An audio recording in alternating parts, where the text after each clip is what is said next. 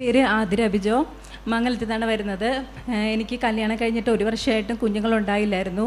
അങ്ങനെ ഞങ്ങൾ ഡോക്ടറെ കണ്ട് ചെക്കപ്പ് ചെയ്തപ്പോഴാണ് എനിക്ക് 2 യൂട്രസ് 2 ഗർഭപാത്രമാണ് ഉള്ളതെന്നറിയുന്നത്. വളരെ അപൂർവമായിട്ട് മാത്രമേ ഇങ്ങനെ ഉണ്ടാകത്തുള്ളൂ. അതുപോലെ എൻ്റെ 2 ഓവറിയിലും PCOD ഇങ്ങനെ കുരുക്കൾ നിറഞ്ഞ അവസ്ഥയാണ്. അതുപോലെ വലത് ഫെലോപ്പിയൻ ട്യൂബ് ബ്ലോക്കുമായിരുന്നു. അപ്പോൾ ഡോക്ടേഴ്സ് പറഞ്ഞത് നാച്ചുറലായിട്ട് കുഞ്ഞുങ്ങളുണ്ടാകത്തില്ല, ഈ IUI IVF ഒക്കെ ചെയ്താലേ പറ്റും, അതും ചാൻസ് കുറവാണെന്നും പറഞ്ഞായിരുന്നു. അങ്ങനെ ഞങ്ങൾ ഹോസ്പിറ്റലിൽ നിന്ന് വരുന്ന വഴി ഇവിടെ വന്ന് ഉടമ്പടി എടുത്തു. ആ മാസം തന്നെ ഞാൻ നാച്ചുറലായിട്ട് തന്നെ പ്രഗ്നൻ്റ് ആയി. പക്ഷേ ആ കുഞ്ഞ് 3-ാം മാസമായപ്പം അബോട്ടായി പോയി. അപ്പോൾ ഞങ്ങൾ കരഞ്ഞോണ്ടാണ് ഹോസ്പിറ്റലിൽ നിന്ന് വന്നത്. ഇവിടെ വന്നപ്പോൾ അന്ന് അച്ഛൻ ഇവിടെ ഉണ്ടാകേണ്ട ദിവസമല്ലായിരുന്നു. എങ്കിലും ഞങ്ങൾ മാതാവ് ക്രമീകരിച്ച പോലെ അച്ഛൻ ഞങ്ങളെ കാത്തിവിടെ വെയിറ്റ് ചെയ്ത് നിൽക്കുന്നുണ്ടായിരുന്നു. ഞങ്ങൾ കരഞ്ഞോണ്ടാണ് കാര്യം പറഞ്ഞത്. അപ്പോൾ അച്ഛൻ പ്രാർത്ഥിച്ചിട്ട് പറഞ്ഞു, ഈ കുഞ്ഞിനെയല്ല മറ്റൊരു കുഞ്ഞിനെ നിനക്ക് ഈശോ തരുമെന്ന് പറഞ്ഞു. എന്നിട്ട് ആ വർഷത്തെ ഏപ്രിൽ മാസം ദുഃഖവെള്ളിയാഴ്ച, പെസഹ വ്യാഴം, ദുഃഖവെള്ളി, ഈസ്റ്ററൊക്കെ ഞാൻ ഹോസ്പിറ്റലിൽ അബോഷനായിട്ട് കിടക്കുമായിരുന്നു. അപ്പോൾ ഈ അബോഷൻ കഴിഞ്ഞിട്ട് 1 മാസം കഴിഞ്ഞിട്ട് സ്കാനിങ് ചെയ്യാൻ പറഞ്ഞായിരുന്നു. അങ്ങനെ സ്കാൻ ചെയ്തപ്പോഴാണ് എൻ്റെ 2 ഓവറിയിലും നിറച്ച് PCOD ആയിരുന്നു. അപ്പം സ്കാൻ ചെയ്തപ്പോൾ അത് കംപ്ലീറ്റ് ആയിട്ട് മാറിയെന്നറിയുന്നത്. അതുപോലെ തന്നെ എനിക്ക് നാച്ചുറലായിട്ട് തന്നെ കുഞ്ഞുണ്ടാകുമെന്ന് ഈശോ കാണിച്ചു തരികയും ചെയ്തു. പിന്നെ പിറ്റേ മാസം ഏപ്രിലായിരുന്നു ഇത് സംഭവം. അത് കഴിഞ്ഞ് പിറ്റേ മാസം ഞങ്ങൾ ഇതേപോലെ ദമ്പതി കൂട്ടായ്മയ്ക്ക് വന്നു.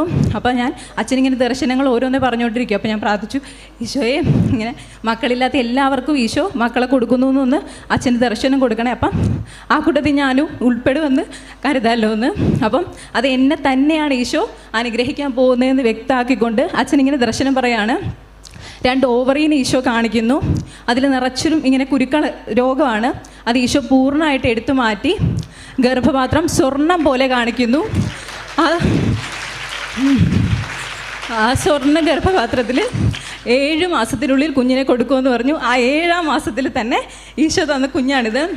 അതുപോലെ ഈ കുഞ്ഞ് ആകുന്നതിന് ഈ 7-ാം മാസം കുഞ്ഞാകുന്നതിന് മുമ്പേ അച്ഛനെ മെസ്സേജ് കൗൺസിലിങ്ങിന് ഞാൻ വന്നായിരുന്നു. അപ്പോഴും അച്ഛൻ ഇങ്ങനെ പ്രാർത്ഥിച്ചപ്പോൾ കുഞ്ഞിനെ കിട്ടുമെന്നും ഉടമ്പടി വഴിയാണ് കുഞ്ഞിനെ കിട്ടുന്നതെന്ന് പറഞ്ഞായിരുന്നു. പിന്നെ ഞാൻ ജപമാല റാലിയിൽ പങ്കെടുത്തായിരുന്നു. പക്ഷേ ആ സമയം ഞാൻ പ്രഗ്നൻ്റ് ആയിരുന്നു. പക്ഷേ ഞാൻ അറിഞ്ഞില്ല. ഇവിടുന്ന് അർത്തിങ്ക വരെ കുഞ്ഞിനെ വയറ്റിയിട്ടുകൊണ്ടാണ് നടന്നത്. അത് കഴിഞ്ഞ് എല്ലാ മാസം അച്ഛനെ പ്രഗ്നൻ്റ് ആണെന്ന് അറിഞ്ഞപ്പോൾ തന്നെ വന്ന് കണ്ടു. അച്ഛൻ പറഞ്ഞു, നീ എല്ലാ മാസവും വന്ന് മാതാവിൻ്റെ വയറ് കാണിക്കണം, കുഞ്ഞിനെ സമർപ്പിച്ച് പ്രാർത്ഥിക്കണമെന്ന് പറഞ്ഞു. അങ്ങനെ എല്ലാ മാസവും ആദ്യ ഞായറാഴ്ച ഞങ്ങൾ വരുമായിരുന്നു. ഗർഭിണികൾക്ക് വേണ്ടിയിട്ടുള്ള ആശീർവാദത്തിൽ ദിവ്യകാരുണ്യം വെച്ച് പ്രാർത്ഥിക്കുകയും ചെയ്യുമായിരുന്നു.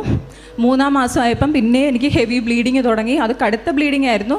കുഞ്ഞ് നഷ്ടപ്പെട്ടു പോകുമെന്ന് കരുതുന്ന വിധത്തിലായിരുന്നു അന്ന്. അപ്പോൾ ഡോക്ടർ പറഞ്ഞു പെട്ടെന്ന് തന്നെ സ്കാൻ ചെയ്യണം, കാരണം അത് കംപ്ലീറ്റ് പോകുന്നൊരു രീതിയിലായിരുന്നു. എൻ്റെ ഹസ്ബൻഡ് ആ സമയം ഇവിടെ വന്നു. പുള്ളി ഇവിടെ വരുന്നത് ഞങ്ങൾ അറിഞ്ഞില്ലായിരുന്നു. ഞാനും അമ്മയും കൂടെ സ്കാനിങ്ങിന് പോയത്. അന്ന് ഇവിടെ വെഞ്ചരിപ്പും കാര്യവും ഒരുപാട് സിസ്റ്റേഴ്സൊക്കെ വന്ന് പ്രാർത്ഥിക്കുന്ന ദിവസമായിരുന്നു. അപ്പം ഹസ്ബൻഡ് പ്രാർത്ഥിച്ചു, കുഞ്ഞിന് ഒരു കുഴപ്പമില്ലാന്ന് ഫോൺ കോൾ വരാതെ ഞാൻ അമ്മയുടെ നടവിട്ട് പോകത്തില്ല എന്ന് പറഞ്ഞു. അങ്ങനെ ആ സമയത്ത് എനിക്ക് അവിടെ സ്കാനിങ് നടന്നുകൊണ്ടിരിക്കുകയായിരുന്നു. അപ്പം നോക്കുമ്പോൾ ഡോക്ടർ സ്കാൻ ചെയ്തിട്ട് അത്ഭുതപ്പെട്ടു. കാരണം ബ്ലീഡിങ്ങിൻ്റെ ഒരു ലക്ഷണവും കാണുന്നില്ല എന്നാണ് പറഞ്ഞത്. കുഞ്ഞിന് ഹാർട്ട് ബീറ്റും ഉണ്ട്, എല്ലാം ഉണ്ട്, ഒരു പ്രശ്നവും ഇല്ല എന്ന് പറഞ്ഞു. അന്ന് തൊട്ട് അപ്പം അത് ഞങ്ങളുടെ വിശ്വാസമൊക്കെ ഒത്തിരി വർദ്ധിച്ചു. എൻ്റെ അപ്പായും എനിക്ക് വേണ്ടി പ്രാർത്ഥിച്ചായിരുന്നു. അന്ന് തൊട്ട് ഇന്ന് വരെ ഒരു ഞായറാഴ്ച പോലും മുടങ്ങാതെ എൻ്റെ അപ്പ ഞങ്ങൾക്ക് വേണ്ടി പ്രാർത്ഥിക്കാനായിട്ട് ഇവിടെ വരുന്നുണ്ട്. അതുപോലെ 5-ാം മാസമായപ്പോൾ എൻ്റെ ഈ യൂട്രസ് 2 ആയതുകൊണ്ട് കുഞ്ഞ് എപ്പോൾ വേണമെങ്കിലും പോരാം.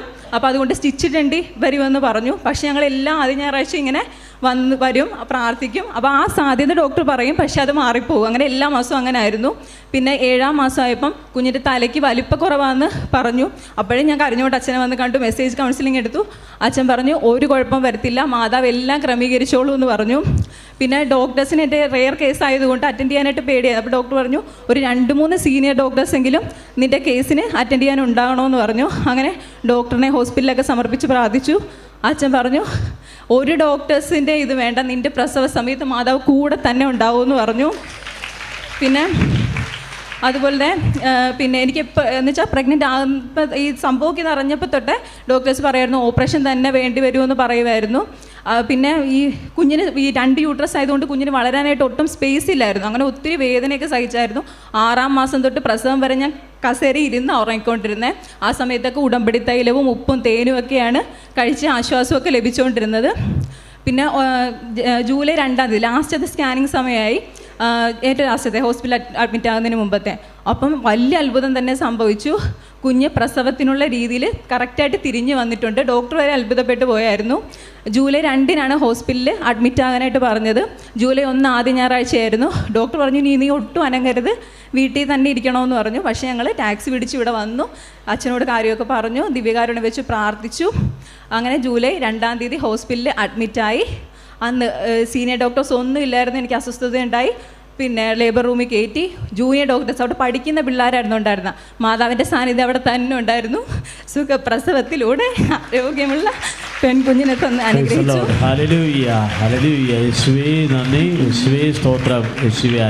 മാതാവ് തന്ന കുഞ്ഞായതുകൊണ്ട് കുഞ്ഞിന് ഇവാ മരിയ എന്നാണ് പേരിട്ടേക്കുന്നത്. ഇത്രയും വലിയ അനുഗ്രഹം ഞങ്ങളുടെ മേൽ ചൊരിഞ്ഞ അമ്മയ്ക്കും ഈശോയ്ക്കും കോടാനുകൂടി നന്ദി അർപ്പിക്കുന്നു. ഇതെൻ്റെ ഇളയ മകൾ പ്രൈസി സാമുവൽ, ഇതെൻ്റെ ഭാര്യ വിൻസി സാമുവൽ. എനിക്ക് 2 പെൺമക്കളാണുള്ളത്. മൂത്താള് പ്രിസിൽ സാമുവൽ, മോള് UK ഡോക്ടറായിട്ട് ഡെന്റിസ്റ്റായിട്ട് ജോലി ചെയ്യും. ഞങ്ങൾ പത്തനംതിട്ടയിൽ നിന്നാണ് വന്നതെന്ന് ഞാൻ പറഞ്ഞു. അതുപോലെ തന്നെ ഞങ്ങളൊരു മലങ്കര ഓർത്തഡോക്സ് പാരമ്പര്യത്തിൽപ്പെട്ട ക്രിസ്തീയ വിഭാഗത്തിൽപ്പെട്ട ആൾക്കാരാണ്. എൻ്റെ അനുഭവ സാക്ഷ്യം പറയുന്നതിന് മുന്നമേ ഞാൻ 30 വർഷമായിട്ട് സൗദി അറേബ്യയിൽ റിയാദിൽ കുടുംബമായിട്ട് ഞങ്ങൾ താമസിച്ച്, എൻ്റെ കുഞ്ഞുങ്ങൾ ഈ മോളൊക്കെ അവിടെ ജനിച്ച് വളർന്നതാണ്. അവിടുത്തെ +2 പഠനത്തിന് ശേഷം നാട്ടിൽ കടന്നു വന്ന് റഷ്യയിൽ തജക്കിസ്ഥാൻ എന്ന് പറയുന്ന സ്ഥലത്ത് MBBS പഠിച്ച് കഴിഞ്ഞ വർഷം അവിടുത്തെ പരീക്ഷ പാസ്സായി നാട്ടിൽ കടന്നു വന്നു. നിങ്ങൾക്കറിയാം, MBBS വിദേശത്ത് പഠിക്കുന്ന ഒരാൾക്ക് ഇന്ത്യ രാജ്യത്ത് ജോലി ചെയ്യണമെന്നുണ്ടെങ്കിലും ഇൻറ്റേൺഷിപ്പ് ചെയ്യണമെന്നുണ്ടെങ്കിലും ഇന്ത്യ രാജ്യം അനുശാസിക്കുന്ന മെഡിക്കൽ കൗൺസിൽ ഓഫ് ഇന്ത്യയുടെ എക്സാം എഴുതേണ്ടതായിട്ടുണ്ട്. അങ്ങനെ എൻ്റെ മകൾ കടന്നു വന്ന് കഴിഞ്ഞ വർഷം medical council of India exam എഴുതി. പക്ഷേ അവൾ വളരെ കോൺഫിഡൻ്റ് ആയിരുന്നു. കാരണം അവിടെ ജീവിതത്തിൽ ഒരു പ്രാവശ്യം പോലും അവൾ പരാജയം അനുഭവിച്ചിട്ടില്ല. അത്രമാത്രം സ്നേഹിച്ച് ഞങ്ങൾ പരസ്പരം എല്ലാ കാര്യങ്ങളും സംസാരിച്ച് അവൾ ജീവിതയാത്ര മുമ്പോട്ട് പോയിട്ടുണ്ട്. അതിനു മുന്നേ ഒരു കാര്യം കൂടെ എനിക്ക് ഇവളെക്കുറിച്ച് പറയാനൊക്കെ ഉണ്ടുള്ളത്. ഇവൾക്ക് ഏകദേശം 2 വയസ്സായപ്പോൾ 2002 എൻ്റെ ഈ മോള് വീടിൻ്റെ ടെറസിൻ്റെ മണ്ടയിൽ നിന്ന് താഴെ വീണതാണ്. കോമ സ്റ്റേജിലുണ്ടായിരുന്ന മകളാണ്. ദൈവത്തിൻ്റെ അനുഗ്രഹത്താൽ, പ്രാർത്ഥനയുടെ ശക്തിയാൽ ഇന്ന് വരെ ഒരു കുഴപ്പവും ഉണ്ടാകാതെ ദൈവം MBBS വരെ പഠിച്ച് ഈ സമയത്ത് ഈ അൾത്താരയിൽ വന്നു നിൽക്കുവാൻ തക്കോണം ദൈവം ഇടയാക്കി തീർത്തു. പക്ഷേ അവിടെ ജീവിതത്തിൽ ഈ പരാജയം കടന്നു വന്നപ്പോൾ ഞങ്ങൾക്ക് സഹിക്കാനെ കൊണ്ട് കഴിഞ്ഞില്ല. കാരണം അവൾക്ക് അവിടെ കൺട്രോൾ തന്നെ അങ്ങ് നഷ്ടപ്പെട്ടു പോയി. എന്ത് ചെയ്യണമെന്നറിയത്തില്ല. കാരണം ഇവൾ പരാജയപ്പെട്ടെന്ന് ആരോട് പറഞ്ഞാലും ആരും വിശ്വസിക്കുകയില്ല. അവൾക്ക് ഇനി പഠിക്കണ്ട, വേണ്ട വേണ്ട വേണ്ട എന്ന് ഒക്കെയുള്ള തീരുമാനങ്ങൾ മുമ്പോട്ട് വന്നു. അപ്പം ഞാൻ തീരുമാനിച്ചു, എൻ്റെ മനസ്സിലൂടെ കടന്നുപോയി, ഇനി ഒരു മനുഷ്യനെ പോലും വിദേശത്ത് പോയിട്ട് MBBS എടുക്കാനെ കൊണ്ട് ഇൻട്രഡ്യൂസ് ചെയ്യരുതെന്ന്. കാരണം ഈ അനുഭവം മറ്റാർക്കും ഉണ്ടാകരുത്. അപ്പോൾ എന്നിട്ടും എൻ്റെ മനസ്സ് പതറിപ്പോയി. എന്നിട്ട് എൻ്റെ വൈഫ് തന്നെ ആ സമയത്ത് നാട്ടിലുണ്ട്. ഇവളെ ബലപ്പെടുത്തി പ്രാർത്ഥിക്കും മക്കളെ, ദൈവം നന്മ ചെയ്യും, അതുകൊണ്ട് നീ ക്ഷീണിതനാകരുത്, നീ മുമ്പോട്ട് പോകണം എന്നുള്ള ഒരു ചിന്ത അവിടെ ജീവിതത്തിൽ കൊടുത്തു. അതിന് ഞാനും ഈ കൃപാസനത്തെക്കുറിച്ച് എനിക്കും ഒരു കേട്ടുകേഴ്വി മാത്രമേ ഉണ്ടായിരുന്നുള്ളൂ. ഇപ്പോൾ അതൊരു എൻ്റെ കൺമുമ്പിൽ കണ്ട് ഒരനുഭവം പങ്കുവെക്കുക എന്നതാണ് എൻ്റെ പ്രധാന ദൗത്യം. ഈ മോളോട് ഞാൻ പറഞ്ഞു, മോളെ നീ പഠിക്കുക, വീണ്ടും ഒന്നുകൂടെ അറ്റംപ്റ്റ് ചെയ്യുക, പാസ്സാകും, നമുക്ക് മാതാവിനോട് പ്രാർത്ഥിക്കാം. എൻ്റെ സൗദിയിലുള്ള ഫ്രണ്ട്സ്, കത്തോലിക്ക വിശ്വാസത്തിലുള്ള ഫ്രണ്ട്സൊക്കെ എന്നോട് പറഞ്ഞിട്ടുണ്ട്, കൃപാസനത്തിൽ ചെന്ന് ഉടമ്പടി എടുത്ത് പ്രാർത്ഥിക്കണം, നിൻ്റെ വിഷയം ദൈവം കേൾക്കും. ഞാൻ സോഷ്യൽ മീഡിയയിലൂടെ ഇവിടുത്തെ എല്ലാ കാര്യങ്ങളും ശ്രദ്ധിക്കാറുണ്ട്. ഇതിങ്ങനെ എനിക്ക് ഇൻട്രഡ്യൂസ് ചെയ്തതിന് ശേഷം ഞാൻ ആദ്യമേ തന്നെ പറഞ്ഞു, ഞങ്ങൾ ഓർത്തഡോക്സ് വിശ്വാസികളാണ്, ഇതുപോലുള്ള കത്തോലിക്ക വിശ്വാസത്തിലുള്ള കാര്യങ്ങളൊക്കെ ഞങ്ങൾക്ക് വളരെ പരിമിതമാണ്. അതുകൊണ്ട് എന്നിരുന്നാൽ തന്നെയും ഞാൻ അവിടെ സൗദി അറേബ്യയിൽ പ്രയറിൽ അറ്റൻഡ് ചെയ്യുന്നത് മലങ്കര കാത്തലിക് കമ്മ്യൂണിറ്റിയുമായിട്ടാണ്. അപ്പോൾ ഇതിനെക്കുറിച്ചൊക്കെ എനിക്ക് കൂടുതലായിട്ട് കുറേ അറിയാം. ഈ മോൾ സൺഡേ സ്കൂൾ പഠിച്ചത് മലങ്കര കാത്തലിക് കമ്മ്യൂണിറ്റിയിലാണ്. അപ്പോൾ ഇവൾ ഇങ്ങനെ ഭാരപ്പെട്ടിരിക്കുന്ന സമയത്ത് കഴിഞ്ഞ ഡിസംബർ മാസത്തിലായിരുന്നു ഇവിടെ എക്സാം. അതിനാണ് ഇവൾ പരാജയപ്പെട്ടത്. അടുത്ത സെക്കൻഡ് അറ്റംപ്റ്റ് എന്ന് പറയുന്നത് ജൂൺ മാസത്തിലാണ്. ആ ജൂൺ മാസത്തിലെ പരീക്ഷയ്ക്ക് 3 മാസം പരിധി മാത്രമേ ഉള്ളൂ. അതിനുവേണ്ടി ഇവൾ പഠിക്കണമെന്നുണ്ടെങ്കിൽ 19 സബ്ജക്റ്റ് പഠിക്കണം. 19 സബ്ജക്റ്റ്, അതിൻ്റെ എത്രയോ വിഷയങ്ങളാണെന്ന് നമുക്ക് പറഞ്ഞാൽ തീരത്തില്ല. കാരണം പരീക്ഷയ്ക്ക് മുന്നേ അതൊരു പ്രാവശ്യം പോലും കവർ ചെയ്യാനെ കൊണ്ട് ഒരാളെ കൊണ്ട് പറ്റത്തില്ല. അപ്പം ഞാൻ പറഞ്ഞു, മോൻ പഠിക്കുക, ഞാൻ നാട്ടിൽ വരട്ടെ എന്ന് പറഞ്ഞു. ഞാൻ അങ്ങനെ ജൂൺ മാസം 14-ാം തീയതി നാട്ടിൽ വന്നു. ഞാനും എൻ്റെ ഭാര്യയും കൂടി കൃപാസനത്തിൽ 18-ാം തീയതി വന്ന് ഈ മകൾക്ക് വേണ്ടി ഞാൻ ഉടമ്പടി എടുത്തു. ഞാൻ മാതാവിൻ്റെ സന്നിധിയിൽ വിഷയം വെച്ചു. ആ വിഷയം ഇതായിരുന്നു: എൻ്റെ മോള് അറ്റംപ്റ്റ് ചെയ്യാൻ പോകുന്ന മെഡിക്കൽ കൗൺസിൽ ഓഫ് ഇന്ത്യയുടെ എക്സാം പാസ്സാകണം. പാസ്സായാൽ അടുത്ത ദിവസം രാവിലെ ഈ അൾത്താരയിൽ വന്ന് നിന്ന് സാക്ഷ്യം പറയും എന്ന് എൻ്റെ ഒരു തീരുമാനമായിരുന്നു. അതിനു മുന്നേ ഞാൻ ഇവിടെ വന്ന് ജസ്റ്റ് എൻ്റെ ചിന്ത എന്തായിരുന്നു ചോദിച്ചാൽ, ഈ കൃപാസനത്തിൽ വന്നിട്ട് അച്ഛനെ പെട്ടെന്നൊന്ന് കണ്ടൊന്ന് പ്രാർത്ഥിച്ചിട്ട് അങ്ങ് പോയേക്കണം എന്നായിരുന്നു എൻ്റെ ധാരണ. കാരണം എൻ്റെ ഒരു സ്വഭാവം വെച്ച് പെട്ടെന്ന് കാര്യം കണ്ടിട്ട് പെട്ടെന്ന് വീട്ടിൽ പോകാമെന്നുള്ള ഒരു ചിന്തക്കാരനാണ് ഞാൻ. അപ്പം ഞാൻ ഇവിടെ വന്ന് ശ്രദ്ധിച്ചപ്പോൾ എല്ലാവരും ക്യൂ നിൽക്കുകയാണ്. അപ്പോൾ എന്നോടൊരാൾ പറഞ്ഞു, അതല്ല, ആദ്യമേ നീ പോയി ഉടമ്പടി എടുക്കണം, അതിന് ലൈനുണ്ട്. അപ്പോൾ ഞങ്ങൾ വരുന്ന 11:30-ക്കാണ്. ആ 11:30-ക്ക് വന്നപ്പോൾ ഇവിടെ മൊത്തം നിറച്ച ആളാണ്. 18-ാം തീയതി. അപ്പോൾ ഞങ്ങൾ ആ 2ാമത്തെ സെഷനിൽ ഉടമ്പടിക്ക് വേണ്ടി കയറി. അവിടെ കയറിയിരുന്ന് അവിടുത്തെ ക്ലാസ് തുടങ്ങിയപ്പോഴാണ് ഇതിനെക്കുറിച്ച് എനിക്ക് കൂടുതൽ മനസ്സിലായത്. അപ്പോൾ അവിടെ ഇരുന്ന് ക്ലാസ്സിൽ ശ്രദ്ധിച്ചുകൊണ്ടിരുന്നപ്പോൾ തന്നെ എൻ്റെ മനസ്സിലൂടെ ഒരു ചിന്ത കടന്നുപോയി. ഞാനാണല്ലോ ആദ്യമേ ക്രമീകരിക്കേണ്ടത്. കാരണം എൻ്റെ മോക്ക് വേണ്ടി ഞാൻ ഉടമ്പടി എടുക്കുമ്പോൾ, അല്ലെ എൻ്റെ മോളുടെ വിഷയത്തിന് വേണ്ടി ഞാൻ പ്രാർത്ഥിക്കുമ്പോൾ എൻ്റെ ജീവിതം ക്രമീകരിച്ചിട്ടുണ്ടോ എന്ന് എന്നെക്കുറിച്ച് തിരിഞ്ഞു നോക്കാൻ എനിക്ക് അവിടെ ഇരുന്ന് തോന്നലുണ്ടായി. കാരണം എനിക്കൊരു സ്വഭാവമുണ്ടായിരുന്നു. നാട്ടിലൊക്കെ വരുന്ന സമയത്ത് ചെറുതായിട്ട് ഒരു ടൈം പാസിന് വേണ്ടി അല്പം മദ്യമൊക്കെ ഉപയോഗിക്കുമായിരുന്നു. അപ്പോൾ ഈ പ്രാവശ്യം ഞാൻ വന്നപ്പോൾ ഈ എയർപോർട്ടിൽ നിന്ന് വാങ്ങിക്കണമെന്നൊക്കെ ധാരണയുണ്ടായിരുന്നു. പക്ഷേ എൻ്റെ മനസ്സ് അനുവദിച്ചില്ല, ഞാൻ വാങ്ങിക്കാതെ തന്നെ ഇവിടെ വന്നിട്ട് ഈ കൃപാസനത്തിൽ വന്ന് ഉടമ്പടി ക്ലാസ്സിൽ അറ്റൻഡ് ചെയ്തിട്ട് ഞാൻ അവിടെ വെച്ച് ആദ്യം തീരുമാനിച്ചത്, മേലിൽ ഞാൻ ഈ മദ്യം ഉപയോഗിക്കത്തില്ല. കൂട്ടുകാരുടെ ഒക്കേഷനോ എന്ത് കാര്യത്തിനായാലും ഇത് ഉപയോഗിക്കത്തില്ലെന്ന് ഞാൻ അവിടെ തീരുമാനിച്ചു. അതുപോലെ തന്നെ എനിക്ക് പെട്ടെന്ന് വേറൊരു കാര്യം കൂടെ ഉണ്ട്. പെട്ടെന്ന് ഞാൻ ദേഷ്യപ്പെടും. കാരണം എൻ്റെ ജോലിയുമായിട്ടുള്ള ഭാഗത്തിൽ പെട്ടെന്ന് വഴക്ക് പറയും. അങ്ങനെയൊക്കെയുള്ള ഒരു ആറ്റിറ്റ്യൂഡുണ്ട്. ആ സ്വഭാവത്തിനും ഒരു മാറ്റമുണ്ടായി. ഞങ്ങൾ ഉടമ്പടി എടുത്ത് വന്ന ദിവസം തൊട്ട് രാവിലെയും വൈകിട്ടും ഞങ്ങൾ ഉടമ്പടി പ്രകാരമുള്ള പ്രാർത്ഥന, ആ പുസ്തകം വായിച്ച് മെഴുകുതിരി കത്തിച്ച് ഞങ്ങൾ കുടുംബമായിട്ട് മുട്ടുമേ നിന്ന് പ്രാർത്ഥിക്കും. ഞാൻ മുന്നമേ പ്രാർത്ഥിക്കാത്തവനാണെന്ന് ഞാൻ പറയില്ല. കാരണം ഞങ്ങൾ പ്രാർത്ഥിക്കാതെ കിടക്കില്ല. വേദപുസ്തകം വായിച്ച് പ്രാർത്ഥിക്കാതെ ഒരു ദിവസം പോലും കിടക്കത്തില്ല. ഞങ്ങൾ സന്ധ്യയ്ക്ക് മാത്രമേ പ്രാർത്ഥിക്കത്തുള്ളായിരുന്നു. പക്ഷേ വെളുപ്പാൻ കാലത്ത് പ്രാർത്ഥിക്കത്തില്ല. പക്ഷേ ഞാൻ ഓഫീസിൽ കടന്നു പോകുന്നതിന് മുന്നമേ ഞാൻ എഴുന്നേറ്റ് ഒരു 2 മിനിറ്റ് ദൈവത്തോട് പ്രാർത്ഥിച്ചിട്ടേ പോകത്തുള്ളൂ. അപ്പോൾ അങ്ങനെ വന്നപ്പോഴേ ഓരോ ദിവസവും ഞാൻ പ്രാർത്ഥനാ വിഷയങ്ങളിൽ മുട്ടുമേ നിന്നിട്ട് മോടെ കൈ പിടിച്ച് ആ കൃപാസനത്തിൽ ലഭിച്ച എണ്ണ പുരട്ടി ഞങ്ങൾ വിഷയത്തിന് വേണ്ടി അസമർത്ഥമായിട്ട് പ്രാർത്ഥിക്കും. ഞാൻ പ്രാർത്ഥിക്കുമ്പോൾ വേറെ ഒരു പ്രത്യേകതയുണ്ട്. എൻ്റെ മോക്ക് വേണ്ടി മാത്രം ഞാൻ ഇന്ന് വരെ പ്രാർത്ഥിച്ചിട്ടില്ല. എൻ്റെ മോടെ കൂടെ പരീക്ഷ എഴുതാൻ പോകുന്ന സകല കുഞ്ഞുങ്ങളെ ഓർത്ത്, അവൾ പോകുന്ന ആ പരീക്ഷാ ഹാളിൽ എത്ര കുഞ്ഞുങ്ങൾ കടന്നു വരുന്നു അവരെ ഓർത്ത് ഞാൻ പ്രാർത്ഥിക്കും. അല്ലാതെ എൻ്റെ മോൾ ജയിക്കണേ ഞാൻ പ്രാർത്ഥിക്കില്ല. കാരണം എന്നെപ്പോലെ കഷ്ടപ്പെട്ട മാതാപിതാക്കളുടെ മക്കളാണ് അവർക്ക് വേണ്ടി നമ്മൾ പ്രാർത്ഥിക്കണം. കാരണം ദൈവവചനം പറയുന്നുണ്ട്, നമ്മളെ തന്നെ ഉയർത്തുന്നവൻ താഴ്ത്തപ്പെടും, തന്നെത്താൻ ഉയർത്തുന്നവനെല്ലാം താഴ്ത്തപ്പെടും. അതായത് ദൈവത്തെ മാനിക്കുന്നവനെ ഞാനും മാനിക്കും, ദൈവത്തിൻ്റെ വചനമുണ്ട്. അതുപോലെ എൻ്റെ ജീവിതത്തിൽ പലവിധമായ പ്രശ്നങ്ങളും പ്രയാസങ്ങളും വരുമ്പോൾ വിശുദ്ധ യോഹന്നാൻ്റെ സുവിശേഷത്തിൽ പറഞ്ഞിരിക്കുന്നത് പോലെ കാറ്റും കോളും തിരമാലകളും ആഞ്ഞടിച്ചാലും നിൻ്റെ പടകിൻ്റെ അമരത്ത് ഒരുത്തൻ നിനക്ക് വേണ്ടി കരുതലോടെ കാത്തിരിപ്പുണ്ട്, അവൻ നിന്നെ തക്ക സമയത്ത് ഉയർത്തും. ആ വചനം എന്നെ ബലപ്പെടുത്തിയിട്ടുണ്ട്. ഞങ്ങൾ കുടുംബമായിട്ട് പ്രാർത്ഥിക്കും, ഇത് വിഷയം വെച്ച് പ്രാർത്ഥിക്കും. അങ്ങനെ ചുരുക്കത്തിൽ എൻ്റെ മറ്റു വിഷയത്തിലേക്ക് കിടക്കുക. ഇങ്ങനെ പ്രാർത്ഥനയിലായിരിക്കുന്ന സമയത്ത് എൻ്റെ മോടെ പരീക്ഷ ഡേറ്റ് കിട്ടി. ജൂലൈ മാസം 6-ാം തീയതി, ഈ ജൂലൈ മാസം 6-ാം തീയതി അവൾക്ക് പരീക്ഷയ്ക്കുള്ള ഡേറ്റ് കിട്ടി. ഞങ്ങൾ കൊല്ലത്തായിരുന്നു എക്സാം സെൻറ്റർ വെച്ചിരുന്നത്. അപ്പോൾ കൊല്ലത്ത് എക്സാം സെൻറ്റർ വെച്ചെങ്കിലും അവൾക്ക് പരീക്ഷയ്ക്ക് സെലക്ഷൻ കിട്ടിയിരിക്കുന്നത് കൊച്ചിയിലായിരുന്നു. അപ്പോൾ അതെന്തായിരുന്നു എന്ന് എനിക്കറിയില്ല. കാരണം അതിനു മുന്നേ ഞാൻ പറഞ്ഞല്ലോ, ഞാൻ പോകുന്ന പള്ളിയിലെ അച്ഛൻ ഫാദർ ജോർജ് അച്ഛൻ എന്നോട് പറഞ്ഞിട്ടുണ്ടായിരുന്നു, നിനക്ക് മോടെ ഹാൾ ടിക്കറ്റ് ലഭിക്കുമ്പം വാട്സപ്പ് ചെയ്യണം, അത് വെച്ച് ഞാൻ പ്രാർത്ഥിച്ചോളാം.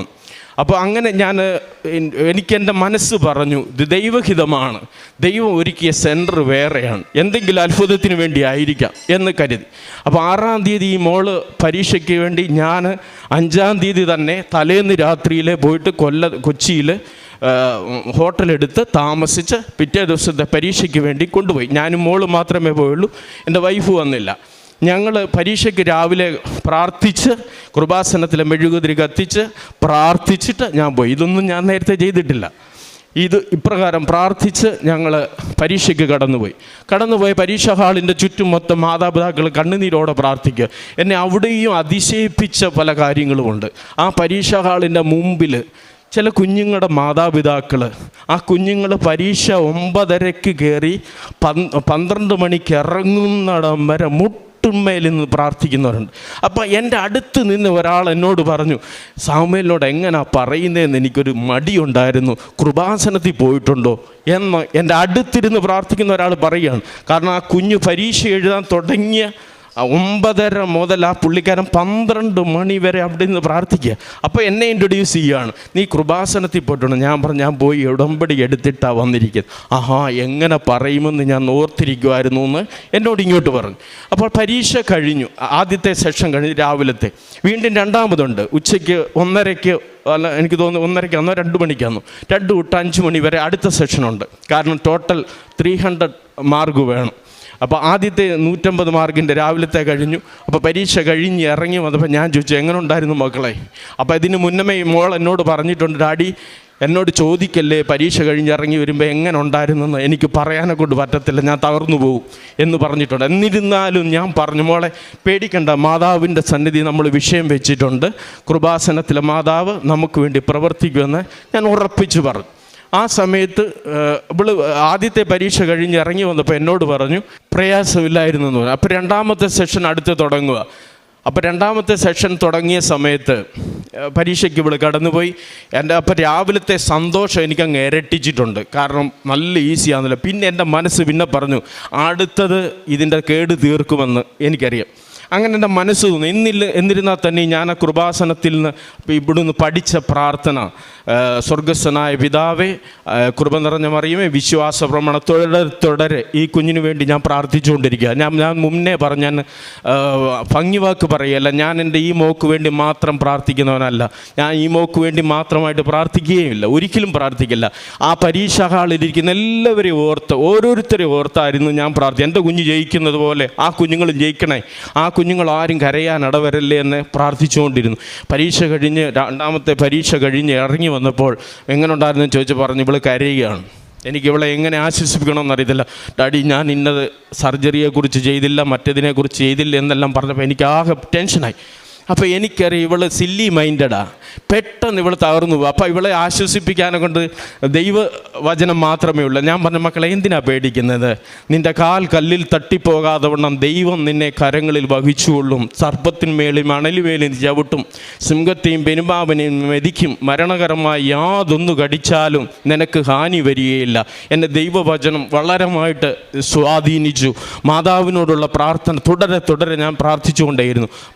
ഇത് കഴിഞ്ഞിട്ട് ഞങ്ങൾ വീട്ടിൽ കടന്നു വന്നു. അതിനുശേഷം എൻ്റെ പ്രാർത്ഥനയുടെ ടൂൺ ഞാൻ മാറ്റി. ഞങ്ങൾ രാവിലെയും വൈകിട്ടും പ്രാർത്ഥിക്കും. ഞങ്ങൾ എവിടെ പോയാലും ഞാൻ ടോട്ടലി പറഞ്ഞല്ലോ, എൻ്റെ സ്വഭാവത്തിൽ തന്നെ മാറ്റം വന്നു.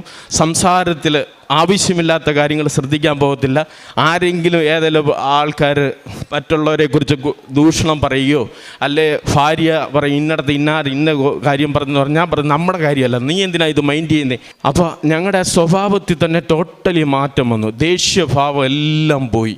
പിന്നെ ഒരു എന്താ പറയുന്ന ഒരു പ്രാർത്ഥന ഉണ്ട് എപ്പോഴും. എവിടെ ദൂരെ പോയാലും, ഇപ്പോൾ എറണാകുളത്ത് പോയാലും അല്ലെ എവിടെ പോയാലും 6 മണിയായല്ലോ, വീട്ടിൽ ചെന്ന് പ്രാർത്ഥിക്കണമല്ലോ, കുടുംബമായിട്ട് പ്രാർത്ഥിക്കണമെന്നല്ലോ ഉള്ള ചിന്തയിൽ എങ്ങും തങ്ങാതെ ഞങ്ങൾ വീട്ടിൽ കടന്നു വരും. അപ്പം ഞാൻ പിന്നെ എൻ്റെ പ്രാർത്ഥനയുടെ ടൂണ് മാറ്റി. കാരണം ഈ പരീക്ഷയ്ക്ക് പാസ്സാവാനുള്ള മിനിമം മാർക്ക് എന്ന് പറയുന്നത് 150 മാർക്ക് മതി. 150 മാർക്ക് ഉണ്ടെങ്കിൽ ആൾ പാസ്സായി. അപ്പം ഞാൻ പിറ്റേന്നുള്ള പ്രാർത്ഥനയിൽ ഞാൻ ഈ വിഷയം ഇവിടെ കയ്യിൽ ഞങ്ങൾ പ്രാർത്ഥിക്കുന്ന സമയത്ത് ഞാൻ പറഞ്ഞു, അവളെ കരത്തെ ചേർത്ത് പിടിച്ചാണ് ഞങ്ങൾ പ്രാർത്ഥിക്കുന്നത്. കാരണം ആ അനുഭവം എനിക്ക് കിട്ടിയത് സൗദി അറേബ്യ, ഞാനൊരു പെന്തിക്കോസുകാരുടെ പ്രാർത്ഥനയിൽ പങ്കെടുത്തിട്ടുണ്ട്. ആ പെന്തിക്കോസുകാരുടെ പ്രാർത്ഥനയിൽ പങ്കെടുക്കുമ്പം നമ്മുടെ അന്ധകാര ശക്തികളെ ശാസിക്കണമെന്നും ബന്ധനങ്ങൾ നമ്മുടെ ചുറ്റുമുണ്ടെന്നും അത് ആ രീതി പ്രാർത്ഥിച്ച് വിടുതൽ പ്രാപിക്കണോ, കയ്യിൽ പിടിച്ച് പ്രാർത്ഥിക്കണമെന്ന് എനിക്കറിയാം. അത് തന്നെയുമല്ല, ഞാൻ പറഞ്ഞല്ലോ മലങ്കര കാത്തലിക് കമ്മ്യൂണിറ്റിയിൽ നിന്ന് എനിക്ക് കിട്ടിയ വേറൊരു അനുഭവമുണ്ട്. മീഖായേലും ഗഫ്രിയേലും മാലാഖമാരുടെ സാന്നിധ്യം ഉറപ്പിച്ച് നമ്മുടെ ചുറ്റിനും ഉറപ്പിച്ച് വേണം പ്രാർത്ഥിക്കാൻ. കാരണം എല്ലാ ശത്രുക്കളിൽ നിന്നും അവർ കാത്തുകൊള്ളും. മീഖായേൽ കാത്തുകൊള്ളും, ഗഫ്രിയേൽ നമുക്ക് ദൂതുമായിട്ട് കടന്നു വരും, ഇല്ലേ? ആ സ്വവർത്തമാനം കേൾക്കണമെന്നുള്ള എൻ്റെ ഇതുണ്ട്.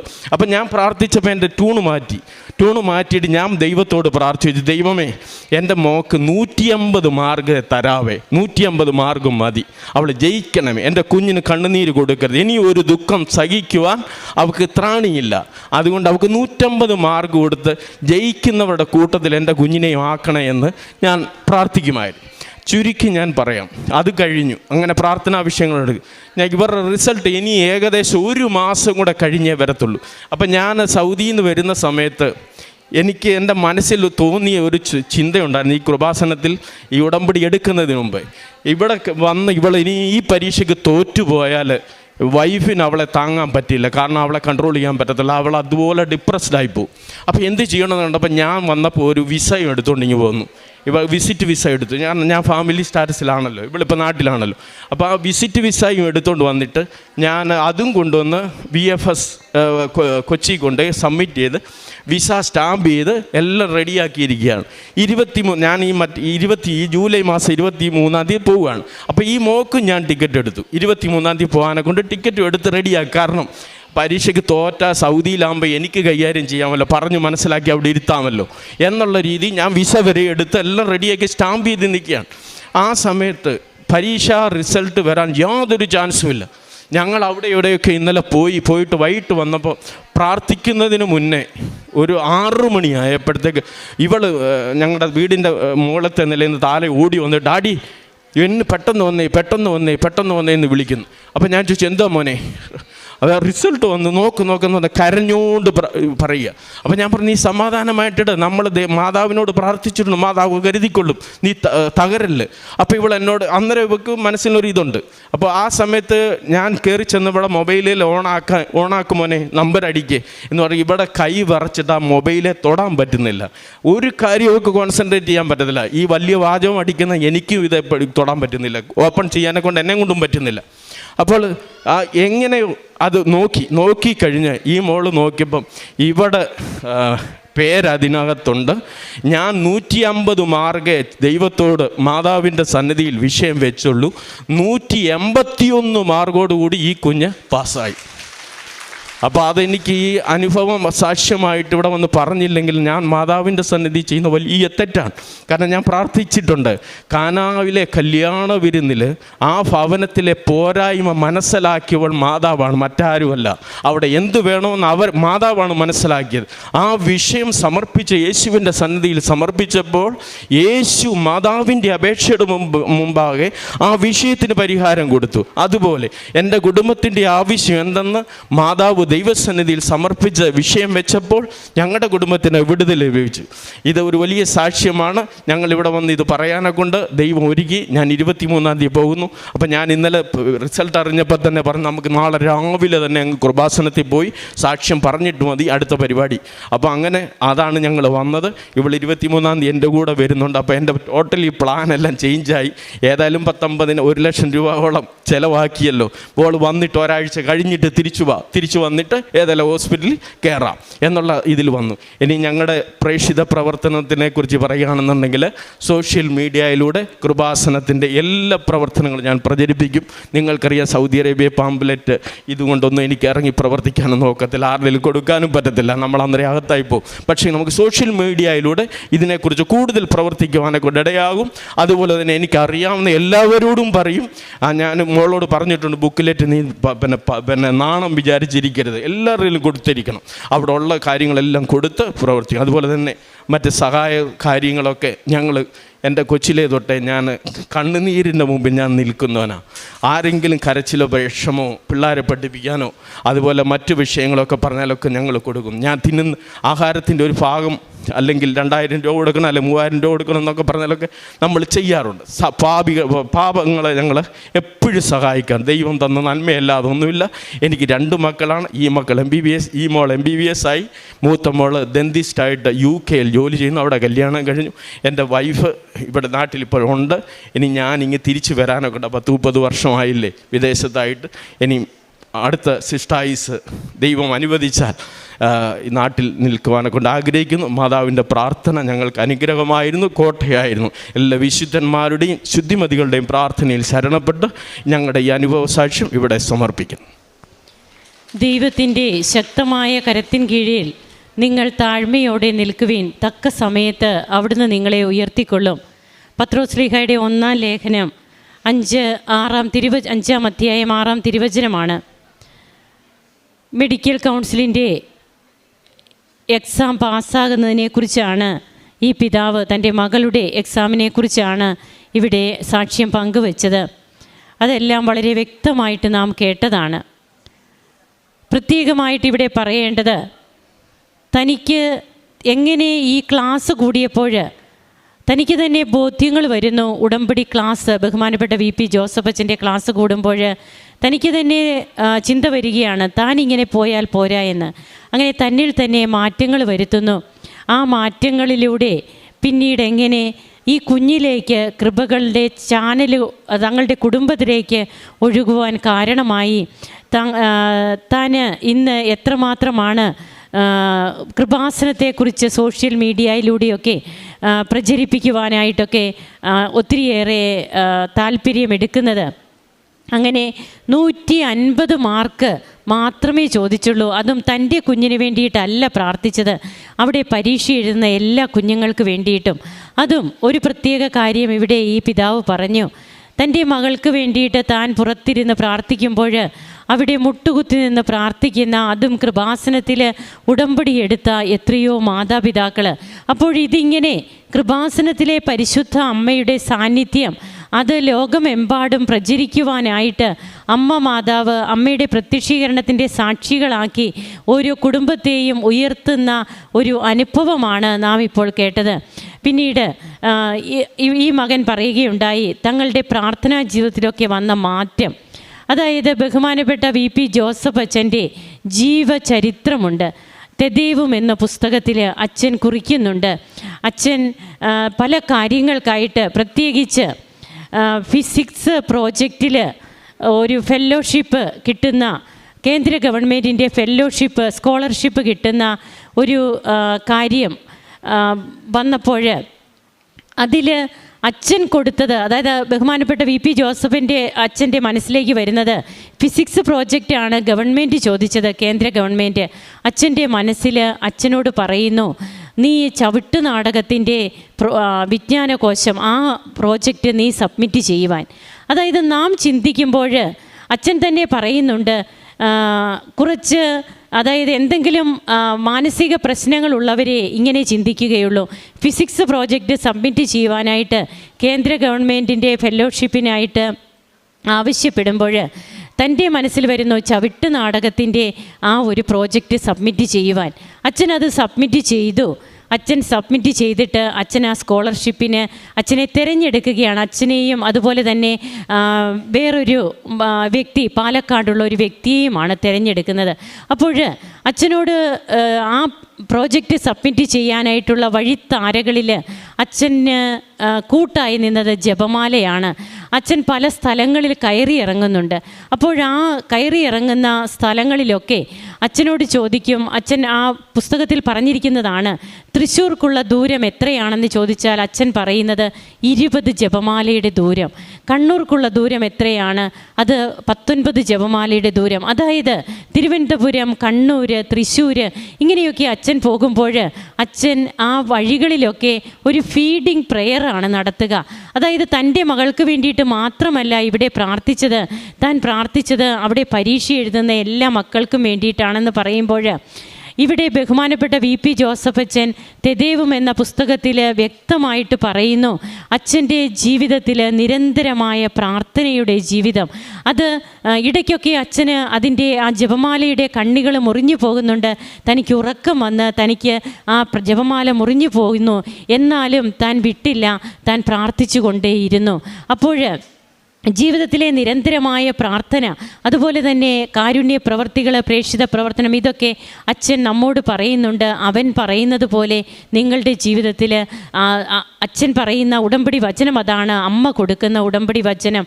ആ വചനം അനുസരിച്ച് പിന്നീട് ഈ കുടുംബം മുമ്പോട്ട് പോകുമ്പോൾ എങ്ങനെയാണ് ഈ കുടുംബത്തിൽ ഇന്ന് സന്തോഷമായിട്ട് ഈ മക്കൾ ഇവിടെ വന്ന് സാക്ഷ്യം പറയുക. തനിക്ക് ഇന്നലെ റിസൾട്ട് വരേണ്ട ദിവസമല്ല, എന്നാൽ ആ റിസൾട്ട് ഇന്നലെ വന്നു. അതെല്ലാം അമ്മ ക്രമീകരിച്ചതായിട്ടാണ് ഈ പിതാവ് ഇവിടെ സാക്ഷ്യപ്പെടുത്തുക. അങ്ങനെ കുടുംബം ഒന്നിച്ചിന്ന് ഇവിടെ വന്നതെന്ന് നന്ദി പറയുമ്പോൾ നമുക്കും യഥാർത്ഥമായ സമയത്ത്, തക്ക സമയത്ത് ദൈവം നമ്മെ ഉയർത്തുമെന്നുള്ള ആ തിരുവചനമാണ് ഇവിടെ അന്വർത്ഥമാകുന്നത്. കരങ്ങളടിച്ച് ഈ കുടുംബത്തെ സമർപ്പിച്ച് നമുക്ക് ദൈവപിതാവിന് നന്ദി അർപ്പിക്കാം.